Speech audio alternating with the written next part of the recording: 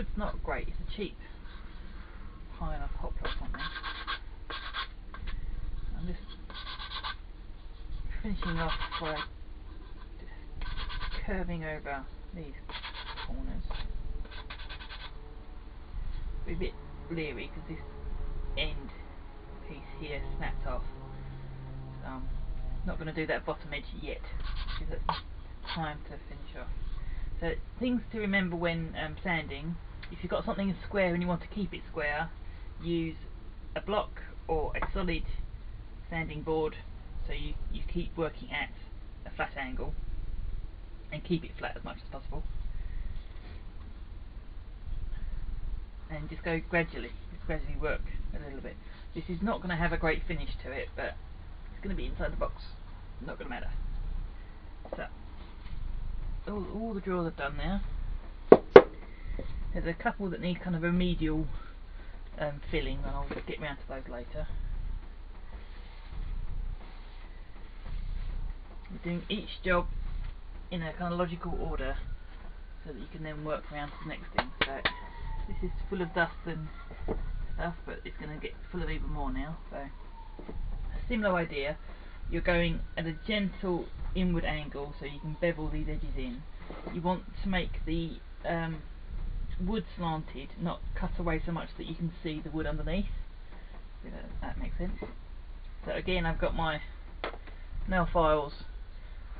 So these are, there's one that's very, very light grit and one that's quite rough. So I'll start with the rough one. And starting where you've got the grain coming down this direction, go with it.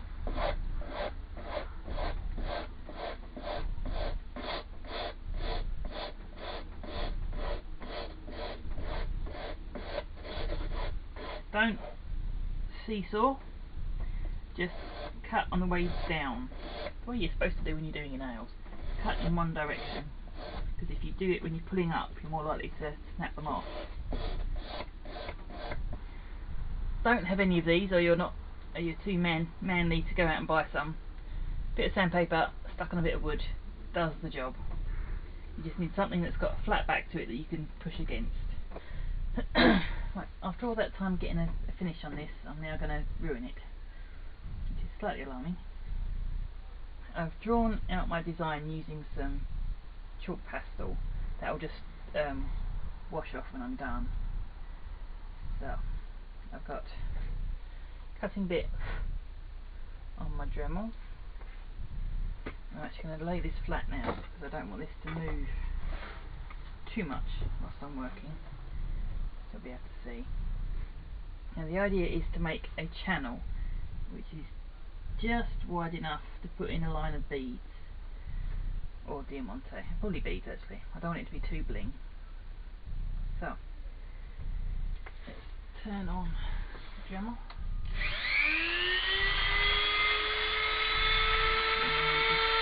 If you can see what I've done here, but I've cut a groove around in a sort of ivy pattern. It's not as tight or as complicated as I normally do, but I don't want to take too much away from the wood itself. So it's just gone through the veneer in most places. Some places the veneer was quite hard and brittle, and it's snapped off and broken off as I've gone through. So I've added some little extra twiddly bits where it's snapped off, so that's covered most of the errors. Now I could run some paint into these grooves, but I'm intending to put some glue in there later, and that's going to affect how the glue works. So instead I'm going to use a pyrography tool. So that's up to heat. Now I'm expecting this to be quite, not say toxic, but unpleasant. These different woods have different levels of chemicals in them, or natural chemicals and resins and things. So I'm going to take it as slow as possible. I've got the door open, so I could put a bandana on, but I don't think that's going to really do much against smoke. So I'm just going to take it slow and just be leery on the darker woods, which are going to have more of those volatile compounds in. So the idea is to essentially colour in the groove. So working at a fairly slow speed, going backwards and forwards, just to fill in that groove. So I'm probably going to do a couple of passes, because this pyrography tool is going to get quite warm. So I'll be able to get one done before it gets uncomfortable, and then turn it off to cool, change the head to something slightly more rounded, I think, and then come back and go over again. Okay, I've gone round with a semi-fine point. Now I'm going round with a kind of a bullnose bit, or pointer, whatever you want to call it. And this is kind of filling in. It's also evening up the grooves here. Where I wasn't quite wide enough or deep enough, I'm clearing that out with this, whilst also evening up the colour. And you can see the bottom branch there I've done, and these are still fairly light, so I'm still working my way around. Okay, I've propped this up with a box behind and some blue tack at the bottom here so it doesn't slide off the table, and I've put all the handles on rather than just the ones that are underneath the pattern, because once I've done the sticking on each of these drawers, I'm going to remove them so they don't get stuck in together. So what I've got here, down slowly. Okay, I've just got a piece of paper that's been folded in on itself, and some glass beads. So I don't have enough to do all in one bead, which is completely fine. I like the mixed look, so I'm putting in a fairly sizable pinch of each of the beads I've got, and it'll give a slightly more interest to it anyway.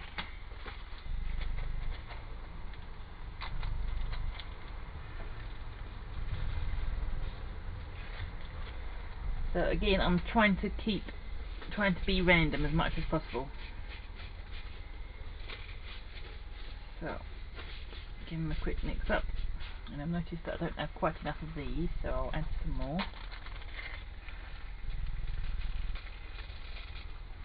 They're pretty much equal. I'm just going to take them as they come, rather than trying to pick one out. I'm just going to line them up using the paper. Yep. Try not to drop too many. And starting from this end, just take them like that, or either end I'll start from, it doesn't matter. But starting from one end or the other, just pick them up as they come. So that's resist the temptation to try and make a pattern, trying to fight the randomness. So, and what I've got here is some dual bond. You can use gem tack, or that kind of specialist Diamante type glue. This stuff is intended for fabrics, but what's good about it is once it's dry, it's rock hard, so it's good and stable for this kind of job.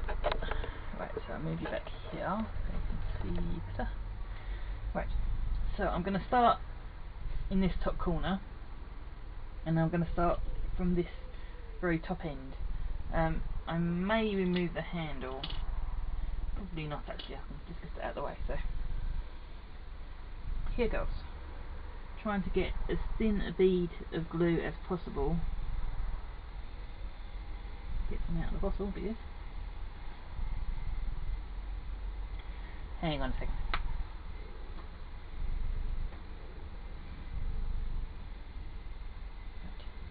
Right. That's better. Where's my pokey thing? Right. Got a bit blocked. So it just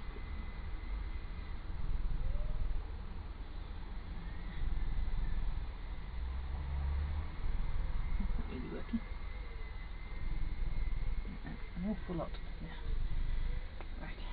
What I'm going to do is just sweep it off of the wood, so I've only got it like that in the hole. I'm going to work fairly fast. Get these in before it dries. So I'm going to get as close to the handle as possible.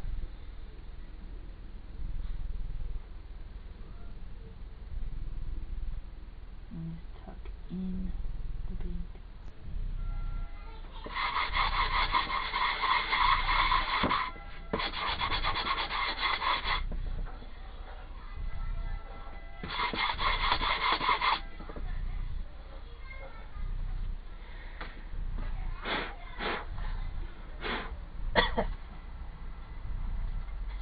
One thing I've learnt making this box, when blowing the dust out, never do it here. Do it at an angle and blow sideways, otherwise you get a face full of everything that's contained in the various holes. Might have to go at it with a hoover at some point, but that will do for now. I'm just finishing off the bottom edges, and I just want to go round the insides here. I've got a couple of slightly rougher spots. So that is as finished as I'm going to get it. A couple of patches where I sanded a bit too hard and got down to the bare wood here, but I don't think that's going to matter very much. So now I'm going to put the drawers back in. Hiccups now.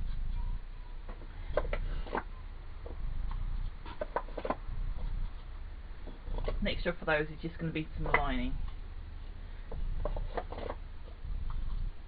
I think I'll just put some felt in just to soften it slightly. I could very well just finish and varnish those, but I don't like that look. The wood's not good enough for that. So, here comes the pasteworks again. I hate hiccups.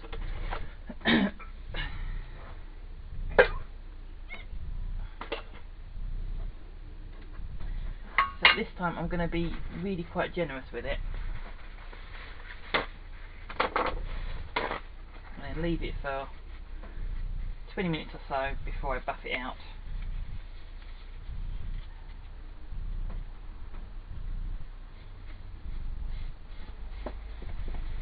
Be a bit careful around the beads, because even though this is quite strong glue, there's still the chance that some bits haven't glued very well. Okay, so moving on from my drawers, I'm going back to this box that I did the flower design on. It was a great idea covering it in black paint, then having to sand it all back. Interesting, I spent most of the morning doing that, so I've still got to do the base.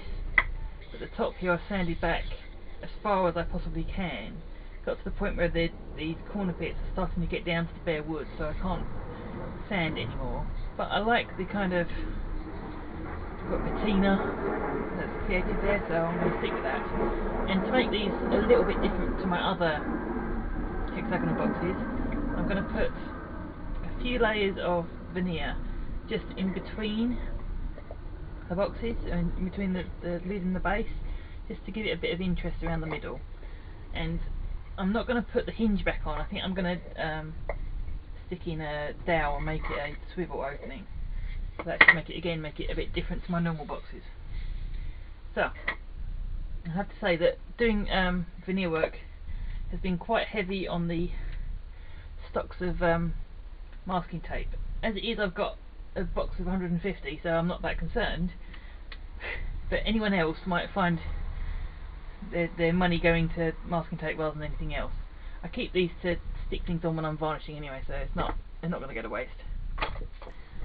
So this is kind of the last stage of the first attack of veneer mounting. So I've finished, sanded, filled, and then waxed my little money box and the bottom, and I've also done my little diamond design box. Where is the whole bit? I've hammered a nail into the top here, and I'm going to use that to make a swivel hinge. But I've just noticed that it looks great with this, the black left behind, and that's left behind because I basically had enough for sanding. But it could have done with more black being left on the top half, but that's kind of where I put all my energy into taking it off the top, so oh well, never mind. So I've put a line of paint just on the inside. I'm going to put a bit of felt on the inside just to finish that up when I've done this. So yeah, that looks quite nice. It's I'm not sure what I was intending. It's a kind of an idea I went into without really planning so much, so it's probably a bad idea. And I've still got to finish off the bottom here. I'll just use a bit of foam just to cover that. So for my hinge, I've got a steel nail and some epoxy. So mix a very small amount of this stuff. I'm only going to need enough to dab on the end, really. Don't have much of this stuff left anyway. We want to use it up because it's not fabulous and it stinks. So give that a quick mix. That I'm not going to need very much at all. So I want to get about the bottom quarter inch or so of the nail soaked or saturated, and I'm going to put it into the lid. So push it a little bit, start it off, and then just gently tap it down. Only going in about, what's that, centimetres, that's a third of an inch or thereabouts. So I don't need any more of this evil stuff. I do need a damp cloth just to clear any excess from around the nail. It has split the veneer on the top edge here, but I knew it would. That's why I piloted it first. So that's got a 5-minute set before I cut off the head and then put it onto this one. So we're going to get one more use out of the epoxy, so I'm going to clean off most everything and then stick that in the bin. Right. And for this money box, it's got a sliding base. I don't think it needs to come all the way out. If it's just having money in, that's not necessary. So I've piloted a couple of nail holes just in the top here. So I'm going to put this onto a bit of fleece for some support. And I've got these two very short escutcheon pins. What I'm going to do is just nip off the tip, because I don't want them to be sharp, really. And I've already piloted the hole, so that's not required. Like that. And just push them into the holes. I'm going to get most of the way on their own. A couple of taps just to get them all the way in. And do the other.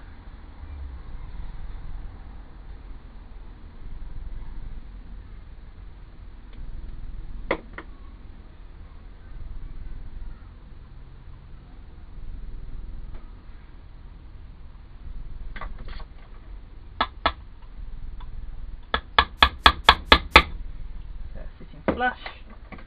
So now this opens about that much, which should be plenty for any cash you're putting in, taking out.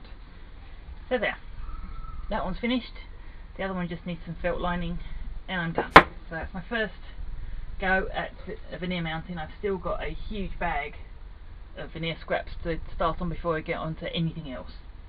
So got a couple of projects for the scroll saw coming out of that, or coming out of the bulk I've got, and a couple more kind of scrap veneer projects hopefully in the next week or so.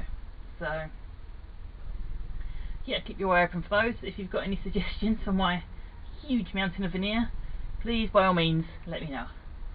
So I'll see you next week.